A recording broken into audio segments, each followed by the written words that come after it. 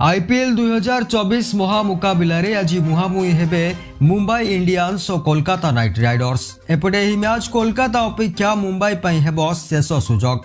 एपर्यंत Kolkata 9टी match रु 6टी विजय और 3टी पराजय सह 12 पॉइंट्स हासिल कर पॉइंट्स टेबुल द्वितीय स्थान में रही।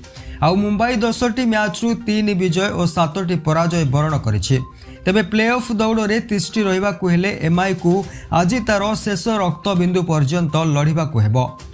कारण दल निकट में रही शेष 4टी मैच रु जदि गोटे भी पराजित हुए तेबे प्लेऑफ रु बाद पड़िबो मुंबई। तेबे आपण जदि एमआई रो स्टार बैट्समैन सूर्य कुमार यादव को लाइक करती ताले ई वीडियो को गोटे लाइक करी चैनल को सब्सक्राइब कर दियंतु।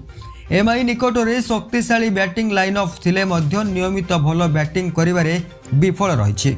तेणु आज बैटिंग रे भल प्रदर्शन करी बड़ स्कोर करने पड़ो। सेहीपरि बोलिंग रे खाली जसप्रीत बुमराह को छाड़देले अन्य कौनसी बॉलर से भली विपक्ष दल उपरे चाप सृष्टि करि पारु नाहंती। तेबे आजिर केकेआर विपक्ष महामुकाबिला जितिबा पई हेले एमआई को बैटिंग और बोलिंग उभय विभाग में प्रभावी प्रदर्शन करने पड़ो। अन्यपटे कोलकाता नाइट राइडर्स चलित आईपीएल रे चमत्कार खेली आसुअछि। ओपनिंग रे फिल सल्ट और सुनील नारिन दमदार फॉर्म रे रहिछन्ति। शेष मैच रे केकेआर दिल्ली कैपिटल्स को 7 विकेट रे परास्त करिथिला। दुई दल मध्य खेला जाइथिबा शेष 5टी मैच रो प्रदर्शन को देखिले कोलकाता 3टी और मुंबई 2टी मैच रे विजयी होइछन्ति। तेबे सबु परे मध्य आज एमआई विपक्ष रे केकेआर फेवरेट रहिछि।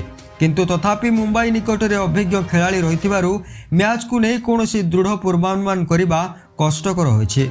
एहिपरि प्रतिदिन ओडिया रे आईपीएल न्यूज जानिबा पई वीडियो को लाइक एवं चैनल को सब्सक्राइब करंतु।